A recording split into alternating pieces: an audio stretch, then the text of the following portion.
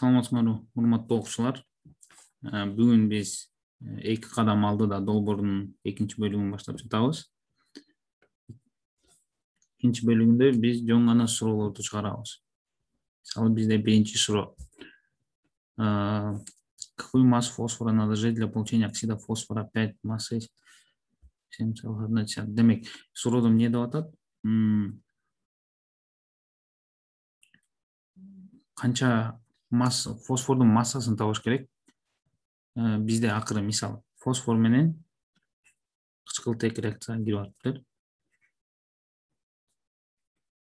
Кийин фосфордун кычкылтеги чыгат экен. Эми валенттүүлүгүн 5 деп бизге берди.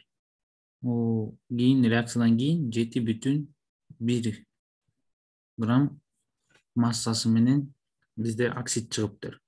Ал эми ушул оксидти пайда болуш үчүн бизге канча грамм фосфор керек дейт. Демек биз фосфордун массасын табыш керек. Биринчиден реакцияны теңдеп алалы. Бизде 2 фосфорго 2 кетет, жана бияктан 5 бөлүнгөн 2 деп коэффициент коюп койсок болот. Биринчиден эмне кылабыз? Бизге моль табыш керек. Мольду табууда мольдун формуласы бул масса бөлүнгөн малярдык масса. Малярдык массасын табалы биринчи. Оксидтин малярдык массасы бул фосфордукка 31, 2 болгон үчүн 2ге көбөйтөбүз, плюс кычкылтектен 5 экен. Малярдык массасы 16. Акыры бизде канча чыгып атат? 62, 80, 142 грамм мольго чыгат. Эми формулага эле таянып 7,1 граммды 142 биз бөлүп алсак, бизде моль чыгат. Ал эми бөлсөк 7,1 бөлүнгөн 142 бул 0,05 моль чыгат. Ал эми бул оксидтин молю. 0,05 моль оксид чыгыш үчүн бизге канча моль фосфор керек дегенде коэффициенттерди карайбыз. Коэффициент биякта 2, биякта 1. Демек, 2 моль фосфор 1 моль оксид берсе, 0,05 моль оксидти X берет деп коелу. Жана кайчылаш көбөйтүп X'ти таап алсак, демек 2-ни 0,05ке көбөйтсөк 0,1 моль чыгат. Демек бизде башкы фосфордун молу 0,1 моль. Ал эми массасын табыш үчүн ушул эле берилген формуланы алмаштырып алсак, малярдык масса бизге масса керек да, массаны демек жалгыз калтырабыз. Малярдык масса бөлүүчү болуп атат, барабардын беркөлүнү көбөйтүүчү болот. Демек, мольду биз малярдык массага көбөйтсөк, бизде масса чыгат экен. Демек, масса барабар 0,1 бул моль. Жана малярдык массасын таап алабыз. Малярдык массасы фосфордуку бул 31 грамм мольго. Демек, көбөйтүү 31, бизде жокто 3,1 грамм чыгат. Демек, 7,1 грамм фосфордун оксидин табыш үчүн бизге башында 3,1 грамм фосфор керек экен. Кийинки суроо. Какие массы металлического натрия и брома потребуются для получения бромида натрия? Так. Бизде эмне деп атат? Канча натрий жана бром керек? Реакцияга киргенден кийин натрийдин бромиди 5,15 грамм болуш керек экен. Демек, натрий плюс бром болот бизде натрийдин бромиди валенттүүлүгү экөөңүктөн бирден теңдеп алсак, бияка 2-ни коебуз, бияка 2-ни коебуз. Демек, акыры бизде 5,15 грамм чыгыптыр. Ошол үчүн натрийдин жана бромдун канча массасы керек дейт. Массасы канча болуш керек дейт. Биринчиден кайра эле моль таап алалы. Моль табыш эмне дедик? Масса бөлүнгөн малярдык масса. Демек, малярдык масса натрийдин бромидиники бул барабар 23 плюс 80. Бул барабар 103 грамм моль болот. Эми масса бизде 5,15 деп берилген. Муну 103-кө бөлүп алсак, бизде 0,05 моль чыгат экен. Ал эми натрийдин биринчи молун табалы. 2-ге 2 болгон үчүн натрий дагы 0,05 моль болот. А бром болсо бизге 2 эсе азыраак керек экен. Анткени 1-ге 2 болуп атат коэффициенти. Биякта 1, биякта 2.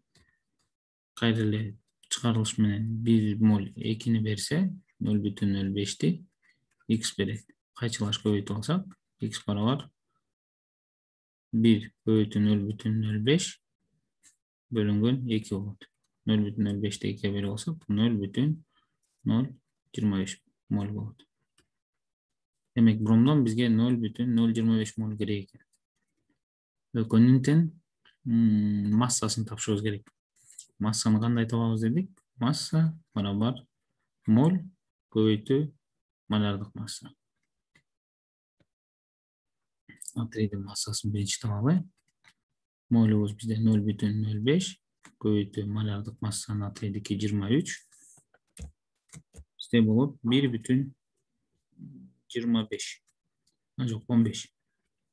15 грамм болот экен. Ал эми бромдун массасын табалык десек, 0,025 малярдык массасы бромдуку 80.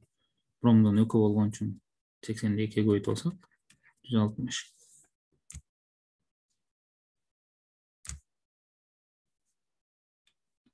4 грамм чыгат экен. Жообубуз туура чыкты. 1,15 грамм натрий жана 4 грамм бром. Кийинки суроого өтөлү.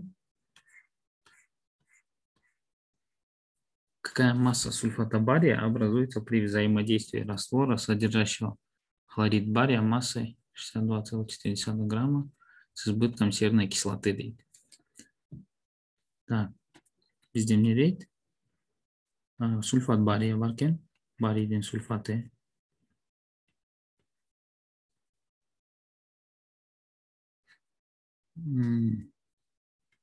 Сульфат бария чыкты демек. Барийдин хлоридине күкүрт кислотасын кошту. Кислотасын кошкондо бизде барийдин сульфаты жана туз кислотасы чыгыптыр. Бияка экини койсок, бизде реакциябыз тең келет экен. Барийдин массасын бизге 62,4 грамм бериптир.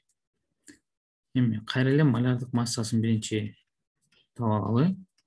Барий хлорид. Барийдин малярдык массасы. Барийдин малярдык массасы 137 грамм моль плюс хлордуку 35,5. 2 болгон үчүн 2-ге көбөйтүп алабыз. Демек, бизде 137 плюс 71 болот экен. Мындан бизде канча чыгып атат? 208 грамм моль. Эми барийдин хлоридин молун тапчу болсок, бизде барабар берилген масса 62,4 бөлөбүз малярдык массага.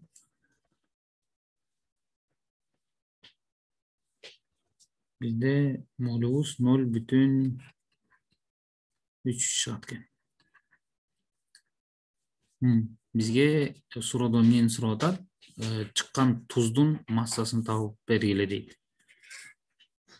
Биякта коэффициенти 1-ге 1 болгон үчүн, демек 0,3 моль барийдин хлориди 0,3 мол барийдин сульфатын берет. Эми барийдин сульфаттын массасын тапышыбыз керек. Барий 137 грамм моль плюс күкүрттүкү 32 плюс кычкылтектик 16 көбөйтүү 4 экен.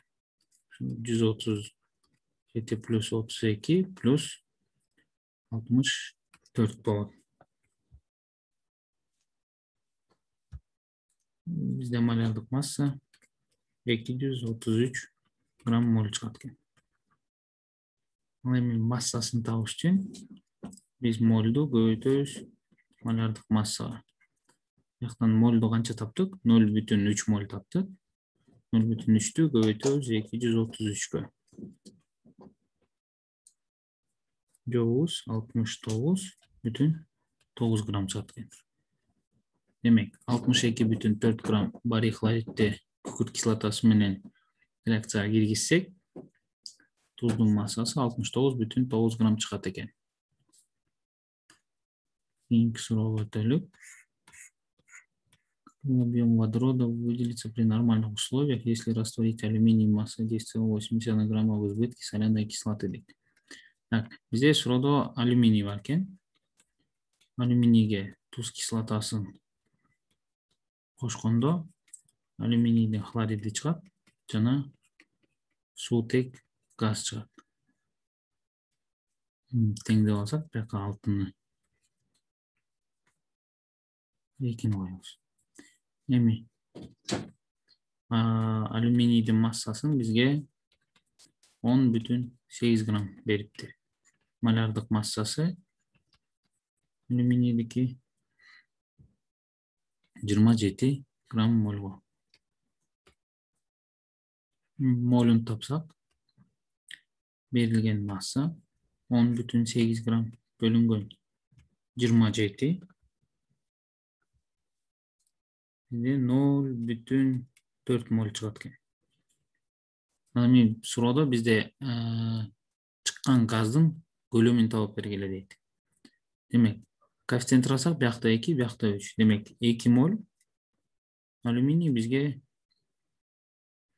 3 моль газ суутекти берет экен. Ал эми 0,4 моль болсо, X-ти берет. Кайсылаш көбөйтүп алсак, 0,4'тü көбөйтөбүз 3-кө бөлөбүз 2-ге.